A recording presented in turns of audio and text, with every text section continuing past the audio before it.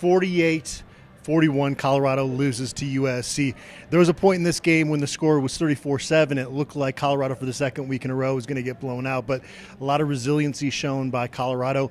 The story on the other locker room is, again, USC's defense not living up to their expectations, but you got to give credit to Colorado for coming out. And I thought Sean Lewis's game plan was better today. They were getting the ball out of Shadour's hands faster. They weren't asking him to sit back into the pocket quite as much as they were last week at Oregon. Right, and I also thought they did a good job of getting the run game going, and really kind of dedicating themselves to it. And there was times where it's like, all right, we're going to run Hankerson here. We're going to run Edwards here. We're going to try to get the ball moving on the ground, and they did. And I thought that was a huge key to the whole game, was those two things: getting the ball out quickly and then getting that run game going. Because it took a little while to get it going, but because they had that run game going on a little bit early in the game, USC had to respect it later in the game, and I think that allowed CU to come back. And you don't want to see Shadur Sanders running the football too often, but he was opportunistic, and when he had those running lanes, he either got out of bounds or got down and wasn't taking a big punishment out there like he has in some previous games. Omari Miller is the story, though, today for Colorado Buffaloes. Coach Prime said, hey, if he had been practicing like this, he would have played earlier. Showed up big time, 7 catches in the second half, almost 200 yards, 196 yards, again, all in the second half. Yeah, that's insane. And, he was asked about Omari, and he said, look, I haven't seen it yet. I didn't know we were going to get that out of him. And he kind of lumped him and Cormani McClain in the same group and said they kind of made up for their yesterday, not necessarily Friday, but the past. And so their yesterday was not very good, and maybe they can take this and go with it. But Omari Miller, we knew he had potential. But to see what he did today, it was like, wow.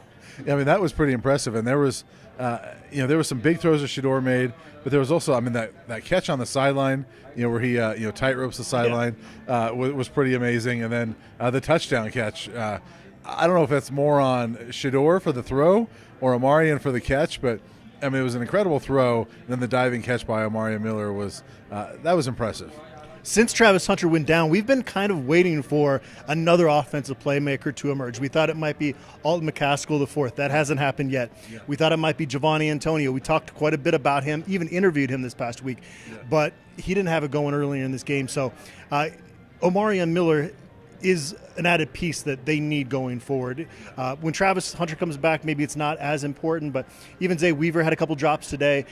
They needed another guy to step up, based on what we saw in the second half, that didn't seem like a fluke to me. No, it doesn't seem like a fluke, but I wonder how much we'll see it because, like Shadur has said in the past, like, hey, sometimes it's your game, sometimes it's not. And like Tavarish Dawson had a big game against Nebraska. We haven't seen much since, and so was this just the Omari Miller game, or is this something that we're going to see a lot more of?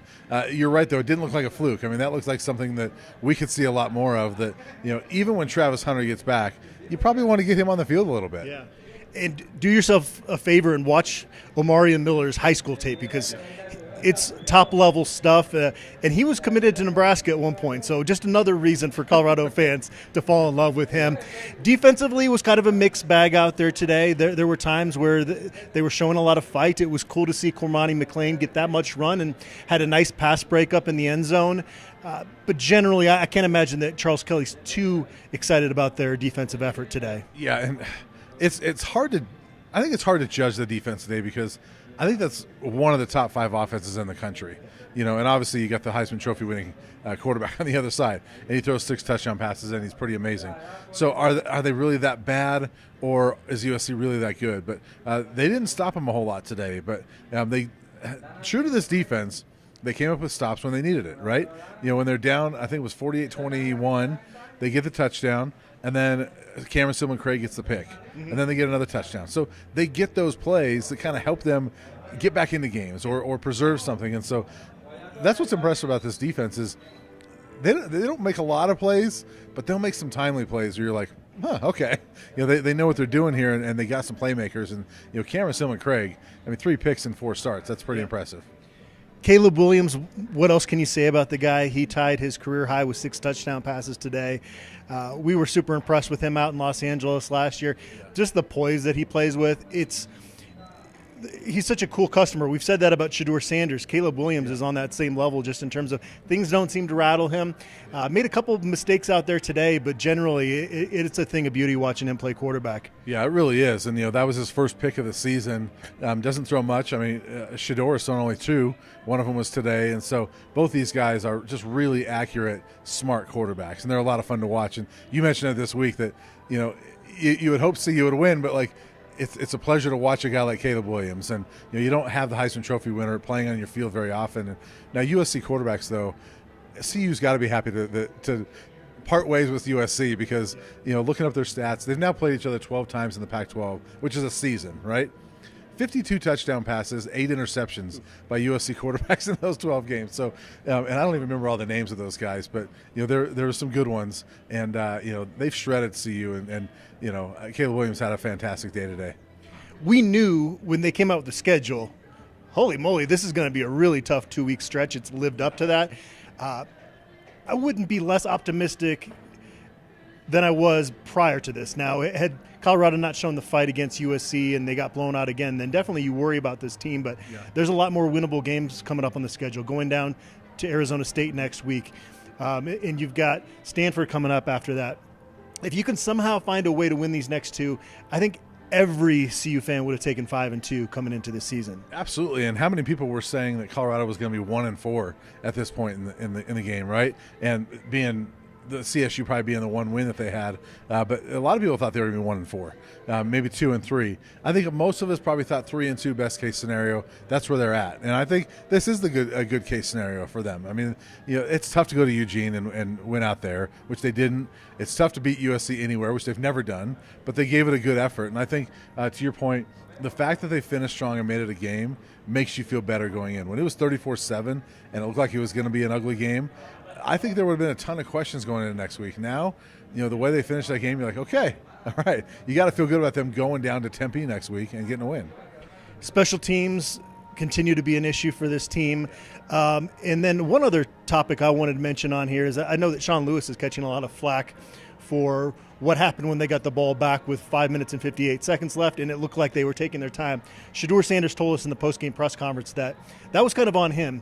He wanted to play composed on that drive and make sure that they scored. And now if you're going to do that, you're relying on an onside kick, and not many times does the kicking team recover, though. So the odds were stacked against them, but based on what we heard, it's not on Sean Lewis in terms of kind of the clock management there late. Yeah, and the other thing, too, is they were out of timeouts going into that stretch anyway, and so they probably were going to need the onsides no matter what. But Shedeur did say that, hey, there was a couple plays where I knew that all 11 of us weren't going to be on the same page, and I wanted to make sure that I didn't want to run that play if we weren't going to be. And so, I think that's a maturity thing as well. He takes blame for it, but I think it's a maturity thing as well. And the drive resulted in a touchdown. And so, it got them within a score, gave them a shot. The onside kick you don't get. But if you get that drive, nobody's worried about it because they get it with 2 minutes left or so, or a minute and a half. So, I thought Shedeur handled it pretty well, even though you're watching, you're like, what are they doing?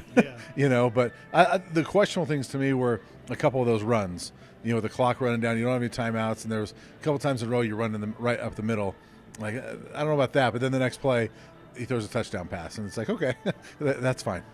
All right, headed down to the desert. I'm sweating out here. We're just not quite over these hotter temperatures. This is a game that I'm anxious to see what the odds makers say, because I think it's going to be one of those situations where those of us that cover Colorado are going to pick them to win this football game.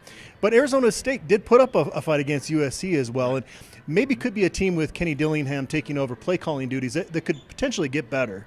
Well, it's one of those games where Colorado fans look at it as a potential win, and so does Arizona State. They look at it and say, yeah, we can beat Colorado in our place. And, I would guess, I'm not a gambling guy, but I would guess the line is pretty tight and probably favors ASU being at home. But it's one of those games that it's up in the air, but it's there for Colorado to go win it. All right, there's a new star here in Boulder, Colorado, Omari and Miller. We'll see if Colorado can bounce back next week in the desert.